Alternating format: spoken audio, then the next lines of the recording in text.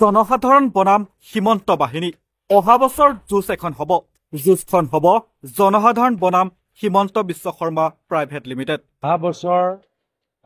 যুঁজ হ'ব অসমৰ জনসাধাৰণ বনাম হিমন্ত বিশ্ব শৰ্মা ডাঙৰীয়া প্ৰাইভেট লিমিটেড ৰাজ্যৰ সেৱাৰ্থে ৰাজনীতি নহয় ৰিজৰ্ট বাগান বিদ্যালয় বিধায়ক কিনাই হ'ল হিমন্ত বিশ্ব শৰ্মাৰ ৰাজনীতি তেওঁৰ ৰাজনীতি কি ৰিজৰ্ট কিনা বাগান কিনা বিধায়ক কিনা স্কুল কিনা এয়া হ'ল তেওঁলোকৰ ৰাজনীতি ৰাইজক সেৱা কৰাটো একো নহয়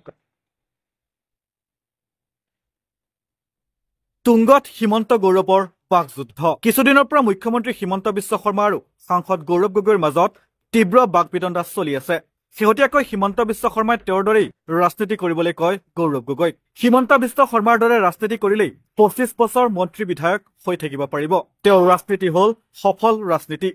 তেওঁৰ দৰে ৰাজনীতি নকৰা মানে বিৰোধী পক্ষত বহা গৌৰৱ গগৈ বিৰোধীত থকা মানে বিজেপিৰ জয় নিশ্চিত মোৰ ৰাজনীতিটো কৰিব লাগে মোৰ ৰাজনীতি কৰিলেতো 25 বছৰ মন্ত্ৰী বিধায়ক হৈ থাকিব পাৰে বেলেগ কি ৰাজনীতি কৰিব লাগে মোৰ ৰাজনীতিটো সাকসেসফুল ৰাজনীতি নহয় আৰু মোৰ ৰাজনীতি নকৰা মানে বিৰোধী পক্ষত বহা গতিকে তেওঁ নিজে কৈ দিলে যে মই পাৰ্মানেন্টলি বিৰোধী পক্ষত থাকিম তেনেকৈ কৈছেতো তাৰ মানে তেওঁ বিৰোধীত থাকিব আমাৰ চৰকাৰ হ'ব তাৰ পাছতেই যেন চুঙাচাই খোপা দিলে গৌৰৱ গগৈ মুখ্যমন্ত্ৰী হিমন্ত বিশ্ব শৰ্মাই কৰা মন্তব্যৰ বিৰুদ্ধে বৰ ভালকৈ প্ৰত্যুত্তৰ দিলে গৌৰৱ গগৈ তেওঁ কয় যে হিমন্ত বিশ্ব শৰ্মাই ৰাজ্যৰ সেৱাৰ্থে ৰাজনীতি নকৰে ৰিজৰ্ট কিনা বাগান কিনা বিদ্যালয় বিধায়ক কিনাই হ'ল হিমন্ত বিশ্ব শৰ্মাৰ ৰাজনীতি সেইবাবে অহা বছৰ এখন যুঁজ হ'ব আৰু সেই যুঁজ হ'ব অসমৰ জনসাধাৰণ আৰু হিমন্ত বিশ্ব শৰ্মাৰ প্ৰাইভেট লিমিটেডৰ মাজত অহা বছৰ যুঁজ হ'ব অসমৰ জনসাধাৰণ বনাম হিমন্ত বিশ্ব শৰ্মা ডাঙৰীয়া প্ৰাইভেট লিমিটেড তেওঁতো প্ৰাইভেট লিমিটেডে কৰিছে তেওঁৰ ৰাজনীতি কি ৰিজৰ্ট কিনা বাগান কিনা বিধায়ক কিনা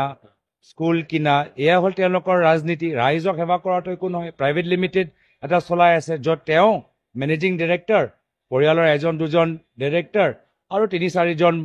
মন্ত্ৰী ডিৰেক্টৰ হৈ আছে আৰু জনসাধাৰণ আজি আমাৰ লগত আছে জনসাধাৰণৰ সমৰ্থন আমাৰ লগত আছে আহা নিৰ্বাচন এবাৰ যুঁজ হ'ব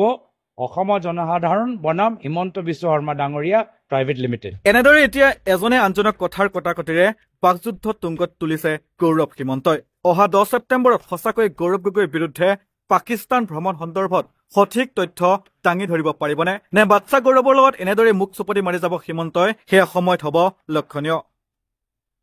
নিউজ ৰিপৰ্ট নৰ্থ ইষ্ট নাও